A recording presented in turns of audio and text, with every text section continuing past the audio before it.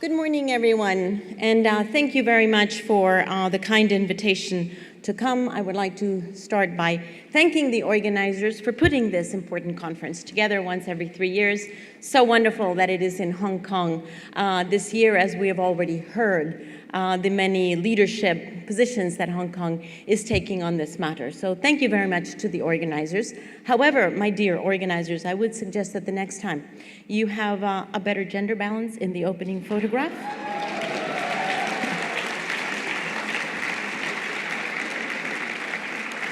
Because I do know that there is fantastic gender balance already in Hong Kong in leadership positions, and that can be demonstrated in opening photographs. Now, my other thank you, and perhaps my most important thank you this morning, is to Mr. Donald Trump. So I would like to thank Mr. Trump for putting climate change on the front page again.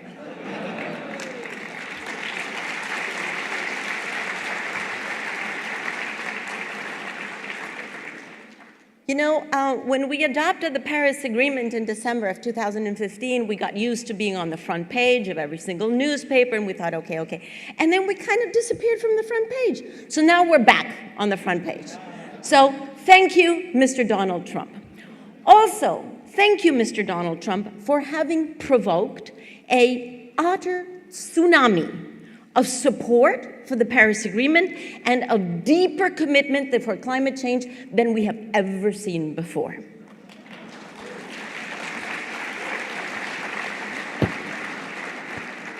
Now, I will tell you what that pronouncement in the Rose Garden, poor roses, I will tell you what the pronouncement in the Rose Garden is not. It is definitely not in the interest of the United States economy, for reasons that have been already very widely covered in the press. It is also not wise when you are leading an economy to look into the rear view mirrors instead of forward into the windshield that is in front and looking into the future. And it is also not a particularly good contribution to the international credibility of current US leadership. Now, what does that announcement do in terms of the impact internationally? Well, I will tell you that there is not much impact on the Paris Agreement for the reasons that you've already seen on the front pages, that everyone else is actually moving forward with the Paris Agreement, and everyone else not only outside of the United States, but inside the United States. You have 175 mayors. You have an increasing number of governors. You have over 1,000 corporations in the United States that have said, no matter what the White House says, we are moving forward with climate change because we know it is in our own interest. And let us understand that.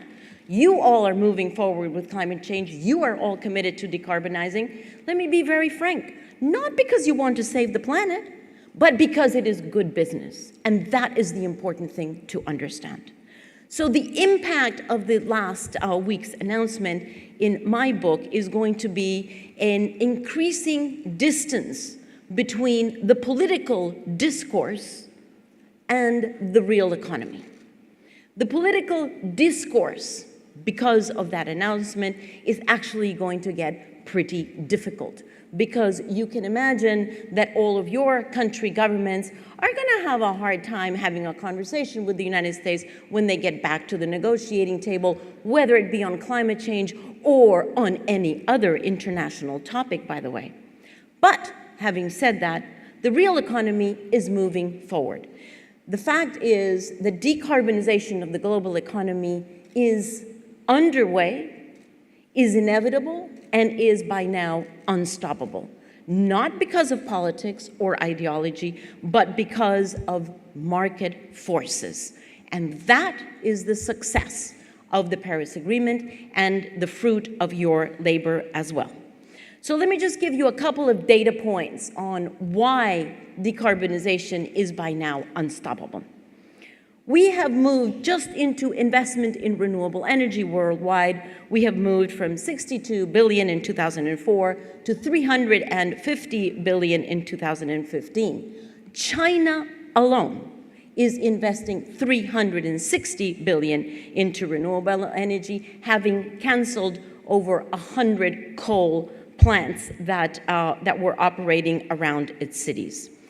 India has also canceled 14 gigawatts of coal energy.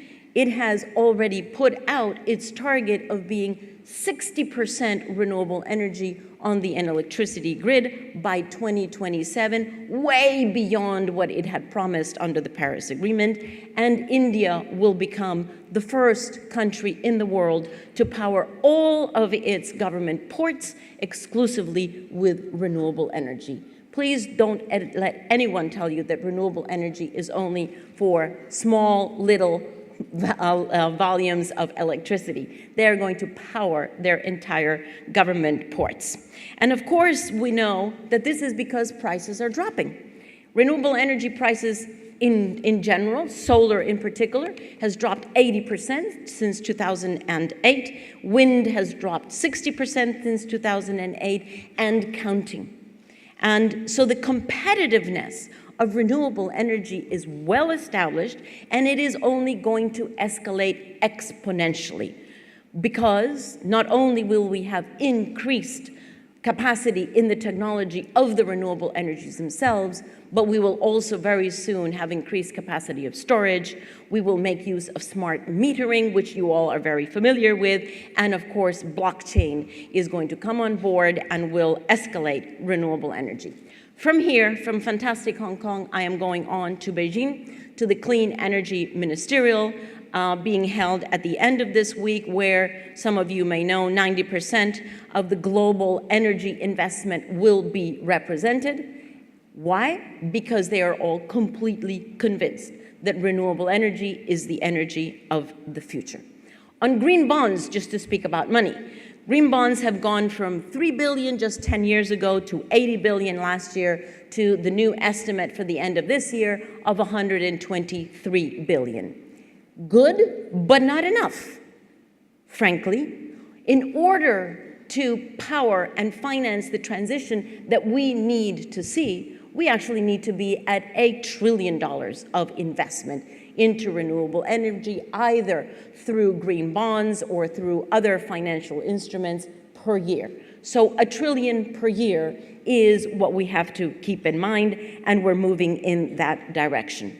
Of course, the much broader availability and cheap costs of renewable energy are also causing a huge transformation in the transportation sector. And you will all be aware of the electrification of the transportation that is coming perhaps a few years behind the cleaning up of the energy system, but will soon catch up. In 2015, we already had 1 million electric vehicles on the road, and sales are growing at a record 60% a year. China alone will put 5 million electric vehicles on the roads by 2020 and will build a charging infrastructure in China that is greater than all the rest of the world together. India, not far behind, has actually said that they are going to be 100% all new vehicles in India will be electric vehicles by 2030. So we actually expect, putting those two data points together, plus a few others that are contributing, we actually expect that all new vehicles coming into the transportation park will be electric by the year 2035 or very soon afterward. A huge, huge decarbonization trend is underway. It is irrevocable. It is unstoppable. So, what does that have to do with the built environment? Well, it does have to do because, as you know, buildings actually do represent at least 1/5 of all greenhouse gas emissions, and the built environment is frankly at the center of the climate challenge, at least for 3 reasons. 1, because of the direct physical impacts of the negative impacts of climate change on the built environment, currently being estimated at $300 billion a year in annual loss to the built environment because of extreme weather events, currently. And if we don't do our job, that will only escalate. Secondly, because, as you well know, the demand for resilient and environmentally sustainable building is actually on the rise. And thirdly, because of population growth, we have to make room and we have to prepare the built environment for 2 billion brothers and sisters who will be joining us soon. So, and most of those will be in cities. So this puts not just the built environment, but actually the urban built environment right smack in the center of climate change. Cities of the future are actually already, predictably, will be under 3 large megatrends. They will be crowded. We already know that we will have 4 billion people living in cities by 2020 and almost 7 billion by 2050. A crowded urban space, not only in Hong Kong, but everywhere else around the world. Cities will be connected. The digital revolution, the big data capacity, and artificial intelligence will allow those huge concentrations of people in urban areas to be constantly connected with each other, and all support systems to be connected with each other. And cities will be clean because we are decarbonizing both the energy system and the transport and the built environment. So we will have cities that are crowded, connected, and clean. That is true of the world in general, but it is particularly true of Asia. It is particularly true that Asian cities will be crowded, will be connected, and will be clean. Asia actually is the barometer for the change in cityscape and for the challenge on climate change. So how propitious that this meeting should actually take place here in Hong Kong, the gateway to Asia. Now, that takes me to the question, so why are you all here, other than for the fact that Hong Kong is a fantastic destination? Well, I think that you are here at the World Sustainable Built Environment Conference because you are looking not into the rearview mirrors, you're looking forward into what is your next challenge. I am assuming, I would be happy to be wrong. Actually, no, on this one I wouldn't be happy. Usually I'm happy to be wrong. But on this one, I'm not gonna be happy to be wrong. I'm assuming that for the basic issues of the built environment, you have already checked off those boxes. What are those basic issues? Number one, safety. I'm assuming that you can check off and say, yes, our buildings are safe. The buildings that we're responsible for are safe. I'm assuming that you can check off on in-time delivery. I'm assuming that you can check off on quality and perfect handover. I'm also assuming that you can check off on in-budget delivery and profitable costs. Those 4 factors are what I would call, from the built environment perspective, your basic hygiene factors. If you don't have those 4 down, you're in trouble. The fact that you're here means to me you have those 4 down. Now you're looking to really into the future and say, okay, I have my basics down, now what is the next challenge? Well, my friends, the next challenge, as we have heard so eloquently described this morning, our next challenge is sustainability, but not sustainability as we used to understand it. I would argue that the next challenge is sustainability 2.0. What do I mean by that? What I mean is our challenge now is sustainability, not as a peripheral factor in the built environment, but rather as the core of the industry, a very different approach. Let me put it this way. We're looking at sustainability not as part of the ESG factors, but as the responsibility of the C-suite. A very different approach. We're not looking at the icing on the cake, because we used to look at sustainability as being the icing on the cake. We're looking at the cake itself. And in the built environment, we're not looking at the double glazed windows. We're looking at the building itself. So a very, very different approach to sustainability, what I would like to call Sustainability 2.0. Now, I know that you are here at this conference because you know that you have a huge opportunity in front of you. Because you know that 60% of the urban area that we will need as 9 billion people on this planet, 60% of the urban area is still to be built. I know that you know that we have to invest $5 trillion a year into infrastructure over the next 15 years in order to be prepared for those 9 billion people. And I know that we cannot build the way we have been building in the past. Now, where does that put us? That actually puts us in front of a quantum leap forward. We have heard this morning the very impressive targets from Hong Kong and from China on built environment that are frankly cutting edge around the world. And I really thank Hong Kong and mainland China for that leadership. And, this is not a but, and we are now at the point in which we must actually increase our own ambition. So please don't fall out of your seats.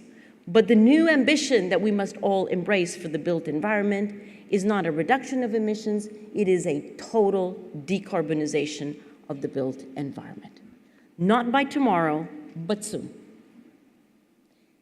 And for all of you who are planning in urban design and planning forward into the future of the built environment, the target is, how do we get to the full decarbonization of the built environment? Now, we have actually already heard, the good news is we're on our way. We've already heard excellent examples this morning, and I can just highlight a few of the examples of the characteristics of this, what will become a totally decarbonized built environment. We have already heard about the buildings and homes that are being built in this continent. Now, these buildings and homes in a totally decarbonized society are going to have to produce their own energy. Of course, they're going to have to be energy smart, and they're going to have to start integrating the energy storage from vehicles so that you will have a complementary storage between homes and buildings and vehicles. And that technology is already underway. The built environment will have to get ready very quickly for the electrification of transportation, but also for the fact that transportation is undergoing not just an electrification revolution, but also autonomous and shared vehicles are on the rise and are the future. So what does that mean in terms of the infrastructure in homes and buildings that need to be ready for that kind of transportation of the citizens who will be living there? Obviously, our buildings will have to be very water smart. They will have to incorporate vertical farming. Let us not assume that the rural areas are going to be able to produce all the food for 7 billion people who are going to be living in the urban areas. No, my friends, you are going to have to think laterally and also begin to liaise with food producing authorities, because there's going to have to be vertical farming inside the cities so that we can actually integrate food production into the new architecture of completely decarbonized cities. And of course, buildings and homes will have to use materials that are cradle to cradle or circular or produced according to circular economy principles. So that is the vision of the future. The direction is very, very clear. The built environment is going to have to be organically designed and efficiently operated. And that is only possible through innovation and integration. the two huge topics of this conference. Now, if I were to summarize the spirit in this room this morning, I would use one word, and that is excitement. I think the reason why you're all here is because you're excited about this opportunity, and it is truly an exciting moment in history. It is an exciting moment in history to know that we're contributing to build the 21st century reality. That is an opportunity that is given to the generation that is alive right now. It is a reality of this 21st century means that we're standing in front of a fundamental transformation in the way we build, design, in the materials that we use, and in the operations of buildings. We're talking about a fundamental shift in the planning, building, and inhabiting of our cities. Yes, we're undergoing that transformation for a lower carbon footprint or for a lower environmental footprint, including all of the other environmental issues such as water, but we are doing it fundamentally for its real purpose, which is the higher levels of health, the higher levels of comfort, the higher levels of utility, the higher levels of livability, ultimately the higher level of happiness of the citizens of the cities that you will be building. So my dear friends, without wanting to put too much pressure on you, may I say, you do have a huge responsibility on your shoulders, because in one phrase, the built environment that you decide on today is going to determine the quality of life of the future. So let's step up and ensure that that is the quality of life that you want to give to the next generations. Thanks.